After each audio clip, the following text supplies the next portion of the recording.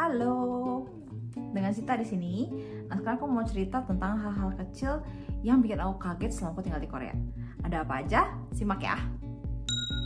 Oke, jadi hal kecil pertama yang bikin aku kaget ketika aku tinggal di Korea adalah susah banget cari tempat sampah. Kalau misalnya kita lagi keluar nih ya, even ke tempat umum, ke tempat yang biasa orang jalan-jalan, perhatiin deh kalau susah banget cari tempat sampah di sini. Dibanding di Indonesia, itu jumlah tempat sampah yang bisa aku temukan di luar itu sangat dikit. Misalnya habis minum kopi dari kemasan take away gitu yang harus dibuang, itu biasanya saking nggak bisa nemuin tempat sampah, aku pasti akan bawa sampah itu balik ke rumah dan baru buang sampah tersebut di rumah saking susahnya. Mungkin ini karena peraturan buang sampah di Korea itu memang lebih ketat ya, karena di sini kan harus ada kewajiban untuk memilah mana yang plastik, mana yang kaleng, mana yang kertas, kayak itu semua harus dipilah. Dan untuk sampah-sampah general trash kayak sampah-sampah umum itu juga harus dibuangnya kan di plastik yang berbayar ya. Jadi memang di sini ada peraturan-peraturan kewajiban yang jauh lebih ketat sehingga agak lebih susah untuk mengelola tempat sampah di luar gitu, karena pasti kan perlu orang yang juga ngawasin, perlu orang yang nanti memilah, perlu orang yang nanti ngebersihin. Jadi daripada nanti malah jadinya nggak keurus dan malah jadinya terkesan lebih kotor, jadi mungkin sama mereka lebih baik tidak ada tempat sampah ya, biar mereka buang sendiri masing-masing di rumah. Hal kecil kedua yang bikin aku kaget ketika tinggal di Korea adalah suasana hening di transportasi umum. Mau aku lagi naik bus atau lagi naik subway, itu pasti kecenderungan suasana hening, kayak ini aku lagi di perpustakaan apa lagi di bus ya, tapi susah ngebedainnya. Karena buat mereka itu kalau lagi transportasi umum tuh kayak ngomong pun kayak merasa nggak enak gitu ya, ngobrol juga merasa nggak enak. Pun kalau ngobrol itu biasanya pelan-pelan gitu, bisik-bisik kayak gitu. Nelfon pun mereka agak merasa sungkan gitu ya kalau lagi transportasi umum. Padahal kalau dulu kan waktu aku di Indonesia kayaknya nggak pernah ada yang ngerasa kayak kalau di subway atau di bus tuh harus hening atau harus diem aja tuh, kayak aku nggak pernah ngerasa kayak gitu. Tapi semenjak aku tinggal di Korea, oh iya ya, mungkin tuh harus hati-hati juga karena kan namanya juga tempat umum ya. Jadi mungkin ada orang yang mau istirahat dengan tenang gitu ya, atau orang yang sensitif sama suara. Jadi mereka respect itu. Jadi buat mereka tuh agak sungkan kalau misalnya harus ngobrol atau harus telepon di transportasi umum. Itulah yang ngebuat suasana jadi hening kayak perpustakaan. Hal kecil ketiga yang bikin aku kaget adalah mereka tuh kalau berpakaian itu kadang bisa seragam semua gitu.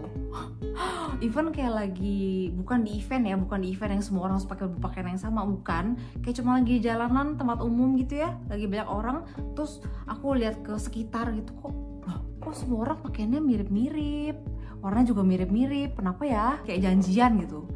Even warna-warnanya pun biasanya nggak pernah tuh yang jauh-jauh dari warna hitam, putih, atau warna natural kayak beige, abu-abu itu masih oke lah. Tapi kalau sama warna-warna lain tuh jarang banget ditemuin. Pun kalau misalnya wah dia ngejreng nih pakainya, oh mungkin dia turis, pasti saking beda banget ya, kita bisa ngebedain dengan mudah ya mana turis mana orang Korea.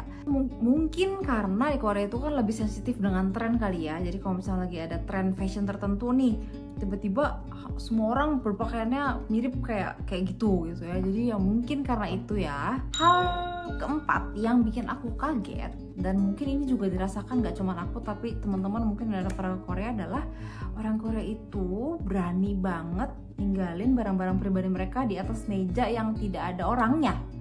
Jadi misalnya mereka lagi di kafe atau lagi makan dan mereka harus ke toilet atau keluar sebentar, itu mereka tinggalin aja gitu HP atau tas mereka, laptop, semua ditaruh di atas meja dan mereka udah pergi aja gitu ya, tanpa ada rasa takut barang itu mungkin akan dicuri gitu ya. Sedangkan kita orang Indonesia kan parno ya, malah kalau sebisa mungkin kita tidak meninggalkan barang pribadi kita di meja dalam waktu yang even sebentar karena takut dicuri. Sedangkan kalau di sini wow, literally even aku pernah nemuin kayak mereka bisa ninggalin meja itu bisa sampai sejaman. Jadi mereka dari kafe nih, mereka lagi di perpustakaan mereka duduk untuk belajar itu lama, terus mereka harus makan siang, jadi mereka harus keluar, tapi mereka nggak rela kalau si tempat itu daripada diambil orang, mereka ninggalin lah tuh barang pribadi mereka di situ untuk waktu yang lama, bisa sejam 2 jam. Mereka makan apa dulu terus balik, udah tanpa rasa cemas kalau barang mereka bisa diambil orang tuh tidak ada kayaknya. di sini memang di Korea itu cenderung aman ya, tapi ya sebisa mungkin hati-hatilah, jangan terlalu cuek juga. Jadi kalau misalnya jalan-jalan ke Korea juga kalau bisa jangan ninggalin barang-barang yang terlalu berharga sendirian di meja ya, tetap dibawa aja karena kita nggak pernah tahu ya, mau sebaik apapun orang ya kita nggak pernah tahu situasi yang bisa terjadi ke kita. Jadi kalau bisa dibawa aja. Mungkin alasannya nggak cuman karena mereka percaya sesamanya ya, tapi di sini memang teknologi CCTV, yang namanya CCTV tuh di Korea tuh banyak banget di semua sisi, di semua jalan tuh pasti ada CCTV. Jadi buat mereka pun kalau misalnya ada yang ngambil tuh akan sangat gampang untuk menangkap orang yang ngambil tuh siapa gitu ya. Jadi mungkin itulah juga yang membuat mereka agak lebih santai ya untuk meninggalkan barang pribadi mereka di tempat umum kayak gitu.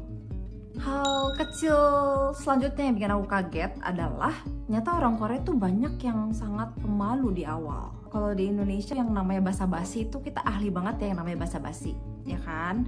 Jadi ya nanya-nanya hal kecil meskipun kita masih awkward, masih belum kenal siapa, tapi karena kita pinter basa-basi jadi ya kita berusaha untuk ngobrol hal-hal kecil gitu. Cuma kalau di Korea itu agak lebih susah. Kecuali kalau memang orangnya itu kalau secara MBTI itu dia sangat ekstrovert ya itu mungkin gampang. Cuma kalau kebanyakan orang Korea itu aku perhatiin banyak banget orang yang pemalu. Itulah mungkin kadang aku perhatiin orang Korea juga sangat-sangat mengandalkan kekuatan dari alkohol kalau mau kenalan sama orang. Jadi sebelum dan setelah minum alkohol itu sangat berbeda gitu. Jadi kalau sebelum tuh mereka kayak malu-malu mau ngobrol, mau nanya apapun kayak nanya apa ya, awkward banget. Dan makanya karena mereka merasa awkward, jadi mereka prefer kalau misalnya pertemuan itu adalah pertemuan yang bisa minum alkohol karena mereka bisa meminjam kekuatan dari alkohol supaya lebih berani untuk ngajak ngobrol atau untuk lebih kenalan atau lebih SKSD gitu ya.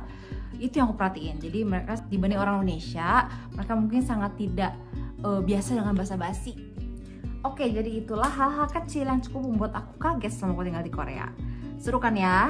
Nah kalau misalnya ada hal-hal lain atau pertanyaan yang ingin ditanyakan ke aku atau ke suamiku, bisa coba ditulis di kolom komen biar nanti coba aku rangkum dan kita jawab di next video. Bye bye.